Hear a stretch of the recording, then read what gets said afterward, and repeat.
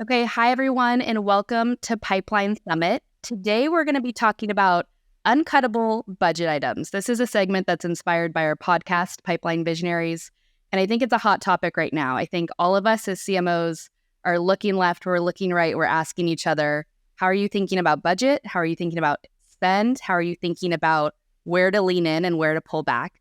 So I'm super excited about this segment, and we have two all-star CMOs with us today. We have Kyle Lacy from Jellyfish and Jane Alexander from Carta. So welcome, Kyle and Jane. Thank you guys for joining us. Thanks for having us. So I'd love to start just with an elevator pitch. Tell us about Jellyfish and Carta. I think as we talk about investments, it's important that we understand what are the companies you work for, who are the customers you serve, because I think that is just a good backdrop before we go into kind of the programs you're starting with. So Jane, quick elevator pitch of Carta, equity management. Can you tell the audience a little bit about the company and yourself? Totally. So we at Carta build equity infrastructure for the most innovative companies and funds in the world. So we help companies solve their equity administration problems with cap tables and compensation guidance and tax advisory services and liquidity solutions. And we help venture firms with their back office through our fund administration and SPV and KYC AML offerings. And we're expanding outside of just venture-backed tech and providing those solutions for private equity-backed companies or even non-private equity-backed companies. Even I'm a huge fan of Flour and Water here in San Francisco. They're a Carta customer because they give their employees equity, which I so admire. And we're seeing that trend outside of Silicon Valley more and more. So that's what we do at Carta. We're powering the people who are creating more owners in the world. And I've been there for about 4 years, lucky to serve that mission. That's great. We're huge fans and customers of Carta here at Qualified. Thank Kyle, you for over to you. I think a very different solution at Jellyfish, but in the tech space. So can you tell us a little bit about kind of you and your role in your company? Well, I'm Kyle. I'm also a Carta customer, which I think most of you on this at this event can say you probably are. Jellyfish is an engineering management platform, so it helps engineering leaders measure the value and productivity as their teams, much like a sales leader would or a market leader would. So it's tracking spend on product innovation, the business impact of the team. Ultimately, our mission is to turn engineering leaders into business leaders, and that's what Jellyfish. That's why we exist and why we do what we do. What a necessary solution. I feel like so many times engineering teams are kind of in the background, and to elevate that is hugely important. Yeah, we've all been in board meetings where the product roadmap was shown and we were talking about headcount capacity. So it's definitely something that is needed in the market and something that we're excited about. That's great. And I'm excited about this panel today because you guys work for two different companies, obviously, kind of different time and seat. Jane, you've been CMO for 2.5 years. Kyle, you've been CMO at a ton of companies, but you've been with Jellyfish for about 8 or 9 months, different size companies. So I think you guys will bring differing perspectives in the best of ways. So to start off, Jane, I'd love to hear from your perspective. I mean, it's been a turbulent year, I think, to say the least. I think it's been a challenging time for most tech companies out there and us as marketing leaders as we think about how we kind of survive and thrive through these times. I'm curious to hear, how are you feeling about just the overall landscape right now, and what challenges are you facing as a CMO, and do you think other CMOs are facing today? Yeah, well, I would say there are only 2 categories of challenges that CMOs are facing. The first and probably most overwhelming is the market challenges that we're seeing. I mean, we at Carta, in many ways, we're an index of the venture ecosystem. So if fewer funds are being formed, that has a material impact for us. And so the first and foremost challenge is really, how do you combat that reality of fewer companies getting started, fewer venture funds getting started, fewer SPVs, especially after kind of these crazy years we had in 2020, 21, 22. And then the second would be, there is like this whole wave of headwinds coming on just around classic marketing strategy that you have to pay attention to. So how are you thinking about like a cookieless world? How are you thinking about the impact of AI on email marketing? Is everybody's inbox just going to get flooded by robots? Like, are they going to pay attention? Beautiful. Yes. Yeah, totally. So you have these kind of 2 competing challenges to think through. I think both of them are actually really fun challenges to work on. They're hard, but I'm a big believer, like the hard is what makes it fun. So on the macro challenges, we're thinking a lot of not just how can we get more pipe? I think that's the easiest answer. That's where everybody goes first. But how do you make more out of the pipes that you have? So how do we start helping really make sure if anybody comes to our website, they're going to become an opportunity for our salesperson, every single person. If it's an opportunity for our salesperson, how do we impact speed to lead? How do we impact conversion rate? How do we impact ACV? We're talking as an executive team a lot more about all levers we have to drive the business versus just make that top of funnel go up and up. Like, are we making the most out of what we have? And I think we'll talk later on some of how we're dealing with some of the like marketing specific challenges, but I think that's a really fun opportunity for us to get creative and to think about where our unique edges as a company. I think you nailed it. I mean, you talked about the economic headwinds. You talked about new playbooks arising where you can't rely on your tried and true strategies anymore. And then the focus on quality pipeline, which is paramount. Kyle, where's your head at as a CMO? Like, what challenges are you facing? What do you think our peers are facing right now with everything going on in the world?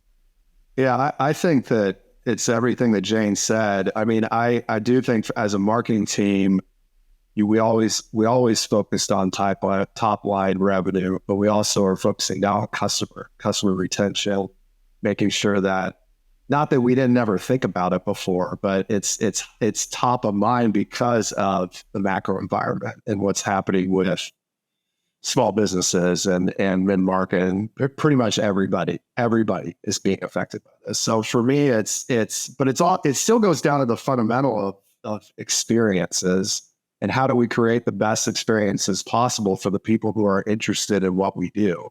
It usually goes to the website. Jane mentioned it. You want everybody who visits to have a good experience so that if they have been thinking about buying the solution that you offer, they're going to raise their hand.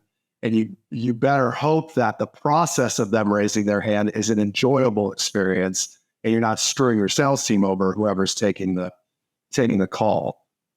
So for me, it's still back to the fundamentals of what we were thinking about in 2018, 2020, 2021, but it's more around the prioritization of time that's important because you just don't have enough resources, or you don't have the resources that you used to have in this environment. Absolutely. I mean, I think that's a great segue into talking about prioritization, because we don't all have the budgets we did 18 months ago or the team sizes, perhaps. And Kyle, you came into your role 9 months ago. I'm curious, how do you think about building out a framework for programs and marketing spend? And how do you make decisions on what to maybe cut, what falls below the line? So I've always approached budget as a 70-30 split. 70% of what we spend headcount and resourcing goes to demand. How are we producing demand? And 30% goes to more of the brand plays. And you can group brand plays in any way you want. Events, a billboard on a highway, whatever. Doesn't matter to me. In this type of environment, it's really focused on making this 70% as efficient as possible so you can still spend on the brand plays. Because when the world is ending for a lot of people, it's beginning for some. And the people that can take advantage of this environment will ultimately win on the other side of it if they do it appropriately. But you have to find the efficiencies in the paid channels, where you're sending people to the website, organic search. We don't need to get too tactical, but that will allow you to spend money on the content plays, the own plays, which I know, Jane, you talk about, the podcasting, how do you make more impact in the content production instead of just, spending everywhere. And I think the people who double down on brand over the next couple of years are going to win in their markets because they've done it appropriately and efficient. But efficiency can be found easier on the paid channels, some of the other demand channels. Yeah, I think it's really interesting because I think a knee-jerk reaction right now is turn off brand plays because you can't always prove the ROI. How do you prove, the dollar you're getting in return? But are you just halting all of this work you've put in over the last few years to build up your brand and are taking that away? So, Jane, how do you think about investment in kind of traditional demand gen tactics versus brand? Carta has an incredible brand. You guys just did a website relaunch within the last year. We always look to you guys for kind of what you're putting into market. But how do you think about that mix? Kyle said 70-30. Where's your head at with those investments? Yeah. Well, I'll say, and first of all, thank you. Appreciate it. The web team will be thrilled to hear that. I'll say there's a real difference between brand not having an impact on revenue and you not being able to directly tie that impact using your Google Ads manager. It's a very different proposition. And I think the knee-jerk reaction for people to shut off brand is totally rational. They're like, it's like a finance person with a spreadsheet and they're like, this doesn't drive revenue. I can't see the tie, turn it off. Like, they're right. That makes sense. But it's our job to be able to really understand what's the difference, be able to see through the fog. This actually, I hear you. Like, it's not, I can't tie the keyword to the dollar for you, but let me shut it off for you for a month and you see what happens. And like, we've done that a couple times and you can see it. And so there's this little bit of like, some things, yeah, like even for a billboard, like I can't justify it. I shut off the billboards when I took the job. But there are certain things, we do all this data marketing where we like share data that Carta has. And like, that works. I can only see half of it through the UTM, but like it works. It's driving revenue for us. So I think it's important to distinguish between brand like driving or not driving revenue versus what you can see given the tooling available. And those are very different things. On prioritization, I talk to the team a lot about this concept of the difference between focus and prioritization. I'm a big fan of focus. I hate prioritization. And I think we're all trained to prioritize. We have like a list of 10 things and they're in the perfect list. And then we have like 10 meetings about, should this thing be number 8 or number 9? And then let's have a follow-up meeting because like our sizing and scoping wasn't perfect. And it doesn't matter because you're not going to get to 8. Like, who cares? Just do 3. Like, what the top 3 are. You don't need like, quantum physics to understand what the top 3 things are. Just go do that and do that as quickly and as efficiently, like Kyle was talking about, as possible. Get it off your plate, and then you can move on to the next. And the world may have changed. Your prioritization may not be right that you did 3 months ago. You may need to adjust it anyway. So I'm a big fan of like, be super tight with the rest of the business. Like, if our focus is on one part of the business, all of our focus needs to be there. Compounding matters. And then I tell the team, like, don't have 10 things on your list. Like, have 3 and do them really well and do them really fast. And then you can get to the next 3. Nothing's worse than trying to do 10 things and not doing anything well. Like, well, prioritization actually keeps you from the compounding because usually people just can't figure out how to move forward. And when that happens, they're not action oriented at all. It's not proactive. And the compounding thing that Jane, I mean, you can't. That's the whole reason I do the job, is because that's the most exciting part. Is if you're action oriented, it works. Totally. And then people get upset. They're like, well, you ran this campaign for us and it didn't do anything. Well, of course it didn't do anything. It had like, I wrote it on a weekend. Like it was 10th on a list. It's just harder. Like, you have to make the hard call and have that, because there's someone in the business who that's their top priority. And so you have to have that really hard conversation with the person being like, listen, I know this is your top priority, but it's not ours this quarter. And I would rather give you something good next quarter than give you something that like lie to you and give you something poor this quarter. Yeah. Oh, and we got you. When your time comes, we're behind you. And you just need alignment across the company on that. Absolutely. In our last Pipeline Summit, I interviewed John Miller of Demand Base, and he was talking about how much he hates the phrase do more with less. He's like, no, it's about doing less with less. Like, we have fewer people, but let's do fewer things, but do them really, really well. And I think that's an important takeaway. So I'd love to talk about what those areas of focus are for you guys right now. What are the things that you're making big bets on and that you're kind of focusing your team on as we enter the second half of the year? Jane, let's start with you. What's top of mind? Yeah, you're going to never invite me back on a session. But I'm going to say one more thing about what, do more with less with less.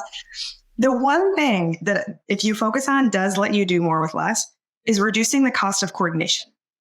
As our companies have grown like crazy over the past few years, the hardest part, I think, isn't like, figuring out how to go get new customers, but it's like figuring out how to work with each other when we have like 10 teams now focusing on the same button, illustratively. And so I just got out of a meeting where they're like, well, let's have a follow-up meeting to talk about, the scoping. No follow-up meeting. Like, we have to get it done right now, because another follow-up meeting is 3 minutes of 6 people's time. Like, not going to happen. That's from now, or like it just delays totally. everything.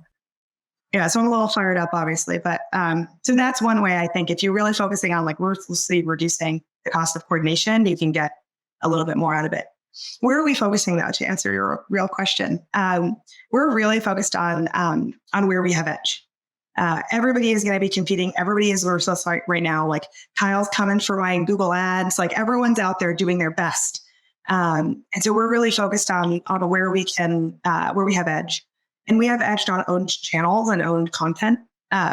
Email is going to go crazy. So we've started building subscribable newsletters, where people raise their hand and say, this content is so good, I want it. So we have 3 subscribable newsletters now. We'll bring that to 5 by the end of the year. In product is a great channel for us. We sell a lot to it, like Kyle was mentioning, to our customers. We have new products and new upgrades and things of that nature.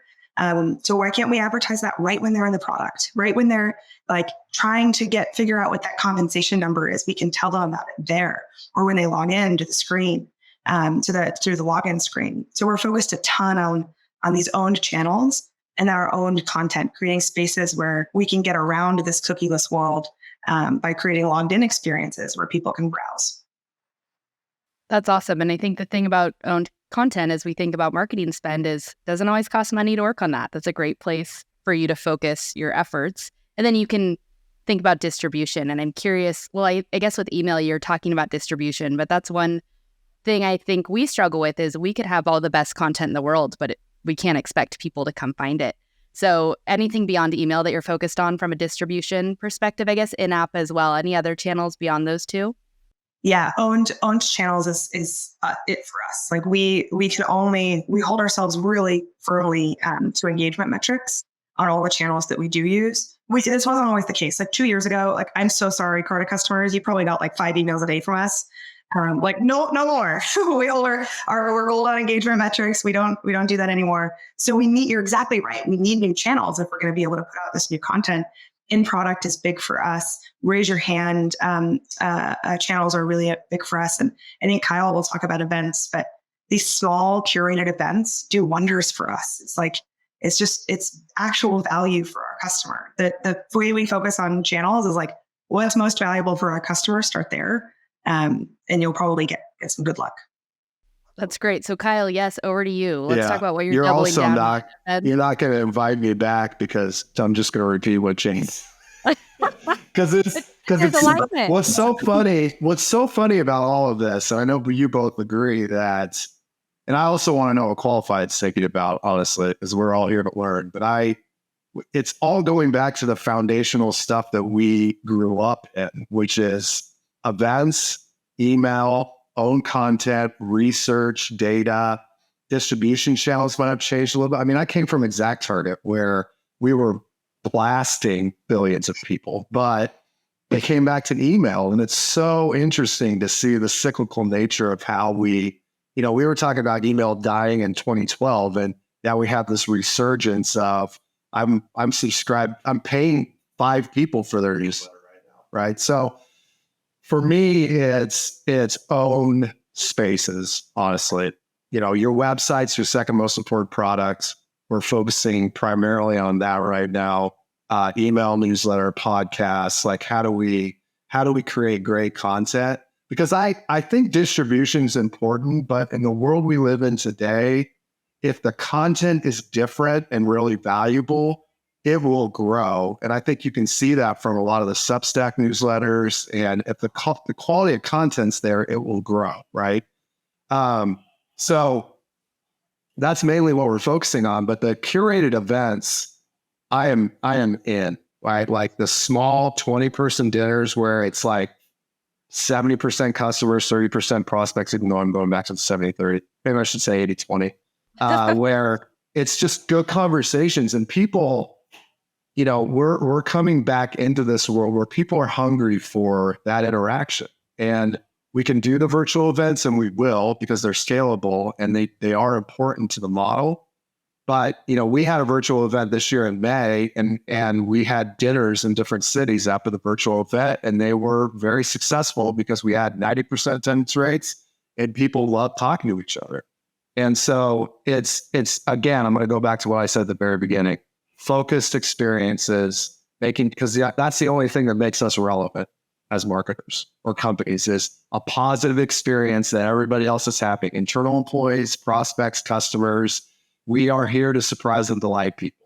And the way we do that can be multiple different ways, but I think the own content, own experiences is the best way to do that, because you have control. And control, absolutely. If you're good at what you do, control is necessary. Absolutely. So sorry, I'm going to shut up because I want to know the qualified side.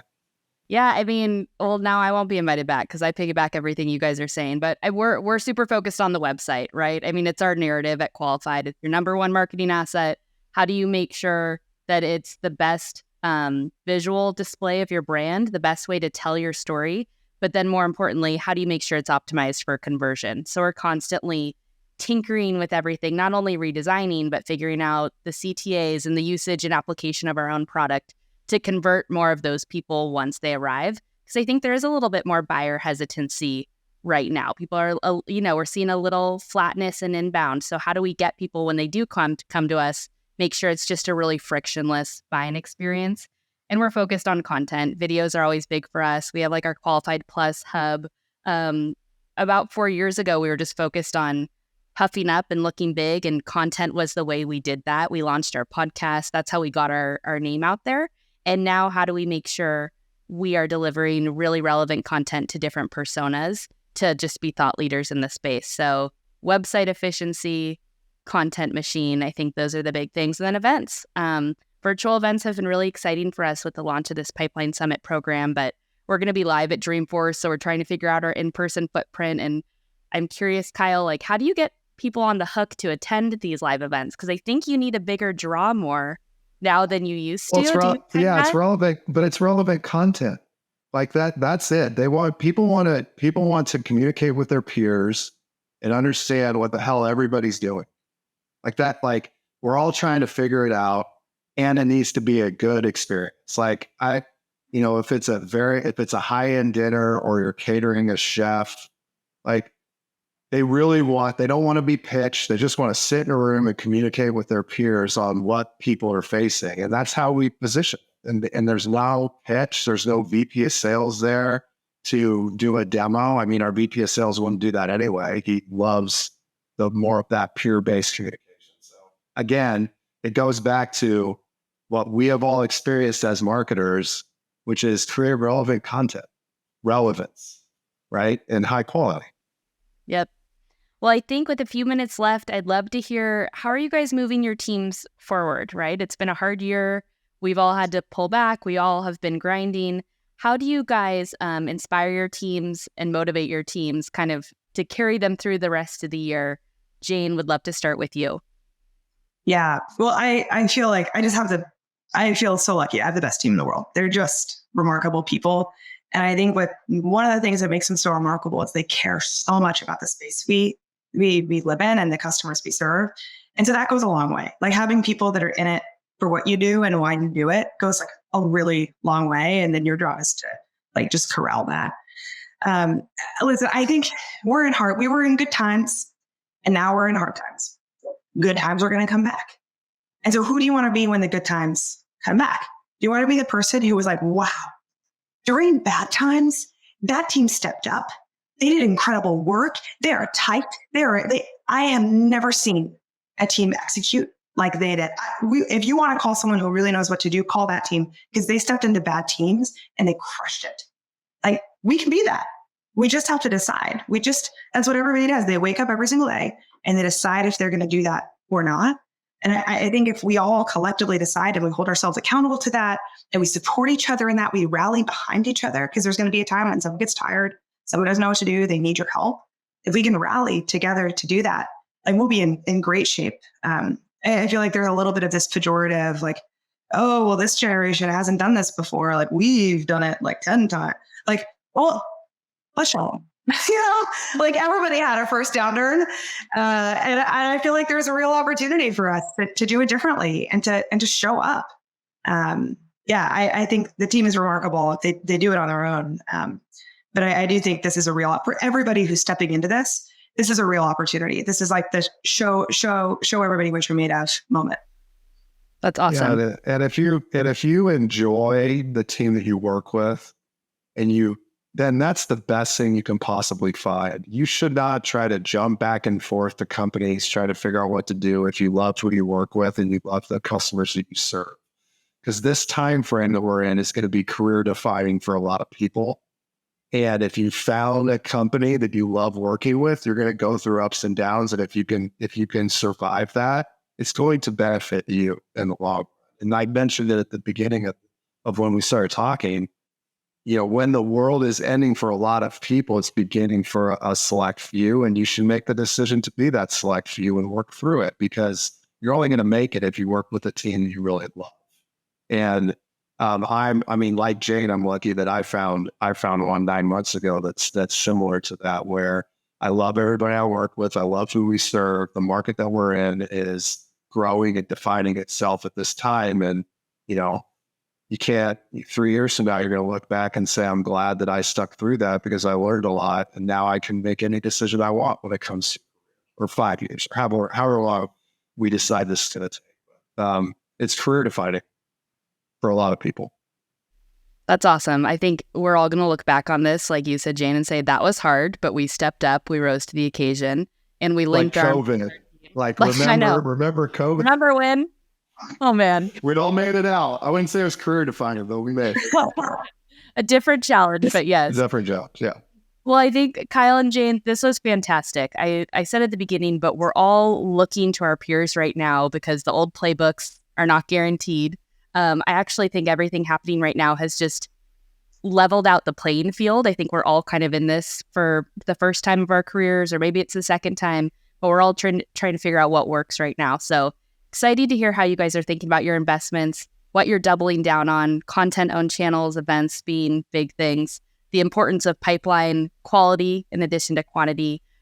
We didn't even get to all of the hot topics we had listed. We had generative AI on here, but that's going to be our next segment. ChatGPT. So that'll be our next segment here at Pipeline Summit. But what a joy to talk with you guys, and thank you guys for joining us today. Thank you for having us, and thank you for letting us be a customer.